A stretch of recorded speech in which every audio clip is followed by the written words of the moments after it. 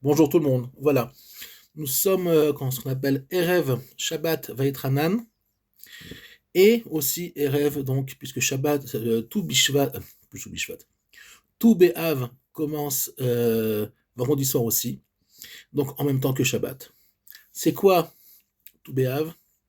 C'est une forme de connexion particulière, de mariage, comme Matan Torah, avec le Maître du Monde, une connexion, un moment d'intimité plus fort que d'habitude. Si on peut dire comme ça. Il y a des moments comme ça où c'est plus fort, comme Shabbat, d'accord.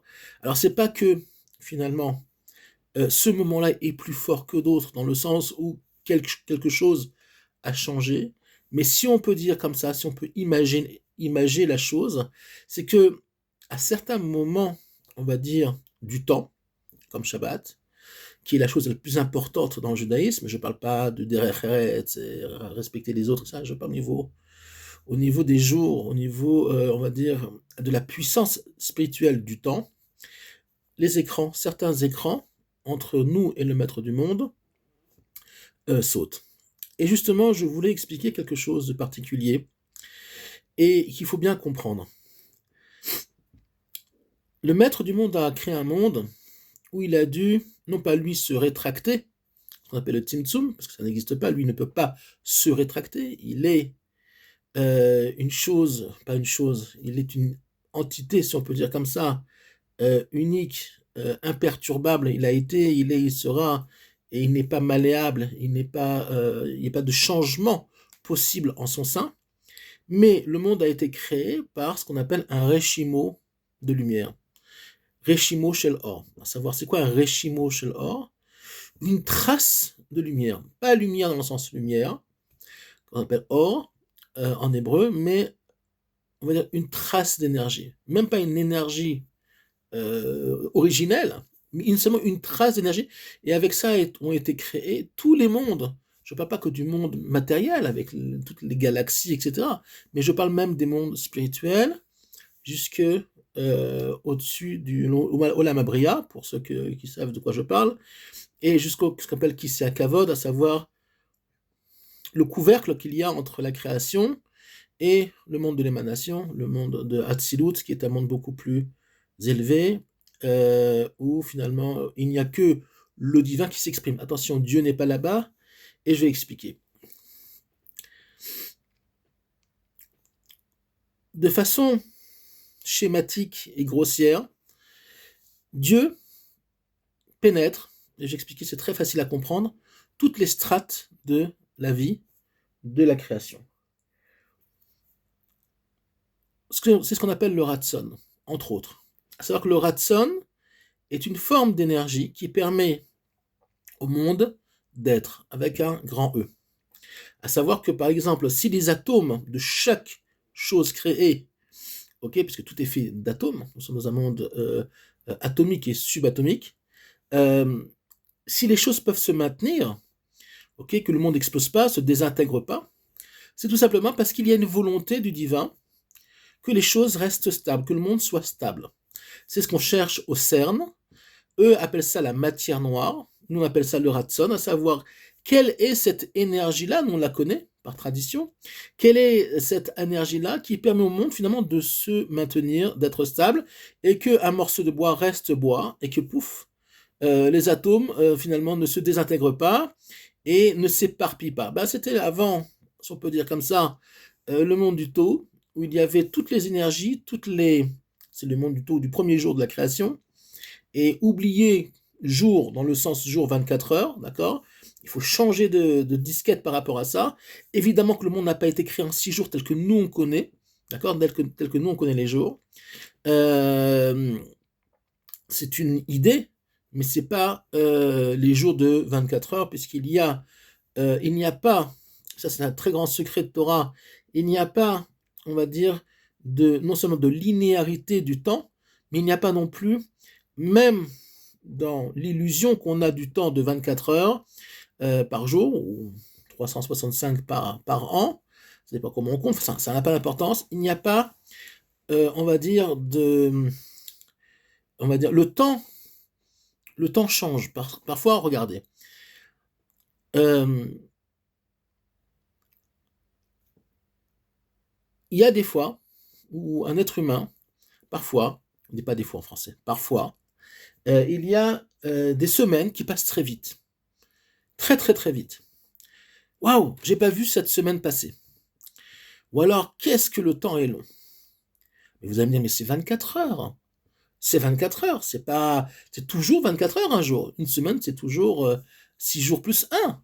Donc pourquoi là c'est plus court, là c'est plus... Ben, ça dépend, le temps dépend, même si de façon générale, il y a une mise guérette du temps, il y a un encadrement du temps, qui est le même pour tout le monde, mais le temps vécu n'est pas le même pour tout le monde. C'est pour ça que Rashi, c'est pour ça que Maïmonide, c'est pour ça que beaucoup de grands d'Israël ont écrit des œuvres monumentales, ok, entre autres Rashi, et les universitaires ne comprennent pas d'ailleurs comment Rashi a pu autant écrire, il a fait des commentaires sur toute la Torah, sur le Talmud, c'est inimaginable, en une vie. En une vie, c'est pas possible techniquement. Ce que les universitaires ne comprennent pas, c'est que le temps est relatif à chacun. À savoir que même si dans l'extériorité du monde, le temps paraît le même, dans l'intériorité, et c'est l'essentiel, le temps est différent. Ce que Rashi peut écrire en une journée, euh, des universitaires ne peuvent pas écrire en 40 ans. Et je suis très très sérieux, c'est pas du mysticisme, on le sait. C'est-à-dire que c'est quelque chose, on le sait, c'est pas compréhensible à notre niveau, mais il n'est pas le seul Rashi à avoir écrit autant de choses en une seule vie. C'est logiquement pas possible. D'où on le sait, où est-ce qu'il y a on va dire des preuves dans la Torah, c'est quand Yehoshua bin Nun entre en guerre et que demande à Hachem euh, de lui rallonger la journée. Que le soleil se maintienne, si on peut dire comme ça, et que finalement, il puisse terminer la bataille. Alors, est-ce que le soleil s'est vraiment arrêté? Non, pas vraiment. Qu'est-ce qui s'est passé? Parce que si le soleil, le mouvement s'arrête, alors le monde ne tient plus. Mais tout simplement, il y a eu une transcendance du temps, à savoir que Yehoshua et ses soldats ont transcendé le temps, et le temps, à leur niveau, et au niveau de, si on peut dire, de la guerre qui a été réalisée à ce moment-là, euh, ils sont rentrés, on va dire, dans une dimension différente. On ne peut pas dire supérieure, on peut dire même plus profonde, plus intérieure. Ça n'a aucune importance. Et donc, il a pu, si on peut dire, rendre le temps un peu plus élastique. Donc, Dieu fait partie de notre monde. Il n'est pas là-haut, contrairement à ce que, malheureusement, beaucoup de religions croient. Dieu pénètre toutes les strates de la création, ok, d'une paire de lunettes à un t-shirt. Alors ça ne veut pas dire que c'est Dieu, attention, c'est pas ça que je veux dire. Je veux dire par là que les énergies divines, les lumières divines pénètrent et, on va dire, permettent finalement au monde d'exister de façon constante. Ou Mechadesh, où il y a un chidouche de Bereshit, il y a un renouveau de la création à chaque instant. Grand enseignement classique de la Torah. Alors pourquoi j'explique tout ça? Tout simplement pour faire comprendre au monde, aux gens qui vont regarder ce cours, et faites-le, partagez-le, que tout ce qui a été dit, c'est-à-dire qu'il faut comprendre que la matière elle-même, et on le sait aussi par le biais aujourd'hui de la science, la matière elle-même a une mémoire. C'est-à-dire que les atomes, et même les parties plus subatomiques, c'est-à-dire plus petites que le monde atomique, le monde entier a une mémoire. On dit quand quelqu'un décède, on interroge les murs de sa maison. Les murs de sa maison, pourquoi les murs ça parle? Oui, les murs parlent. Oui, tout parle. Parle pas dans le sens humain du terme, mais tout a une mémoire. D'ailleurs, c'est connu que Dieu préserve si quelqu'un perd une jambe ou un bras dans un accident, il y a ce qu'on appelle le membre fantôme, à savoir que cette personne-là, même si elle a perdu par exemple une main, elle a toujours l'impression que sa main existe. Pourquoi? Parce que le corps a une mémoire. Le corps se rappelle qu'il y avait une main, Et même si la main elle-même physiquement n'existe plus, la main, d'une certaine façon, continue à exister au niveau de ce qu'on appelle la tsura, au niveau plus spirituel. Il y a plein d'exemples comme ça. Actuellement, ce qui se passe, et c'est une lumière que je vais amener dans ce cours-là, pas un espoir, parce que c'est pas un espoir, c'est une réalité. N'ayez pas peur de la situation actuelle, de la montée de l'antisémitisme, de la montée du mensonge infini qui est en train de se réaliser devant nos yeux. Ça fait partie des signes de la fin du temps. Le monde a une mémoire. Dieu est avec nous plus que jamais. Il veut la connexion avec le monde et avec le Ham Israël. Ça se fera par le Beth Amikdash, ça se fera par le troisième temple. Mais ce monde-là est une mémoire constante. À savoir que il n'y a pas un froncement de sourcils qui échappe, si on peut dire comme ça, à la mémoire du monde et donc à la connaissance. C'est très humain ce que je dis, mais c'est plus profond que ça encore, du Créateur. C'est-à-dire que tout ce qui a été dit, tout ce qui a été fait, tout ce qui va être fait, si on peut dire comme ça, est inscrit. Pas inscrit avec un stylo, à savoir que tout pénètre la création.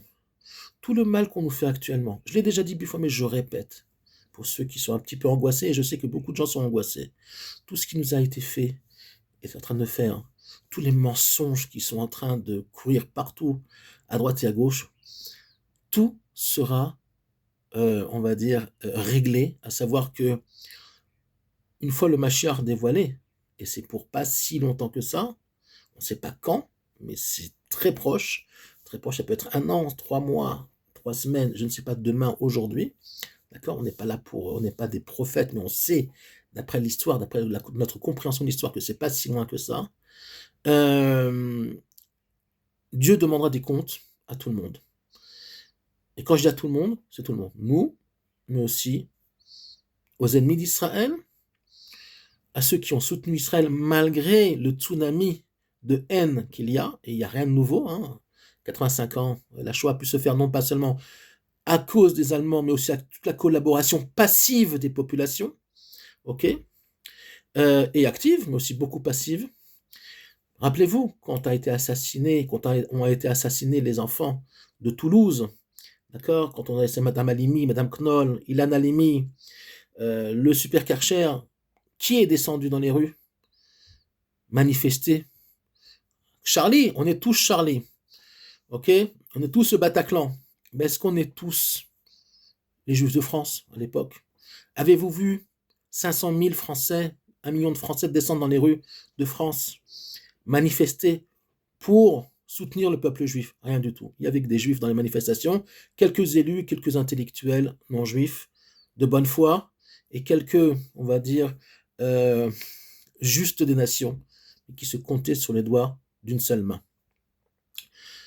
Donc ça s'appelle de la collaboration passive. Rien ne sera oublié. On ne parle pas de vengeance. Pas besoin de parler de vengeance. À savoir que le mal lui-même, il faut comprendre la chose, le mal lui-même, finalement, se suicide. À force de faire du mal, ça pénètre de plus en plus les strates, on va dire, de la création. Et finalement, à un moment donné, il va y avoir une réaction, comme une réaction chimique. C'est un exemple, évidemment, du maître du monde. Et tout va se retourner contre eux. Je l'ai déjà dit, mais je le répète, c'est important de le comprendre. Tout va se retourner contre eux. Et on va voir des choses très difficiles. Très difficiles. Les seuls qui en sont conscients sont les évangélistes protestants. Ils ont très peur de ça, et ils ont bien raison d'en avoir peur.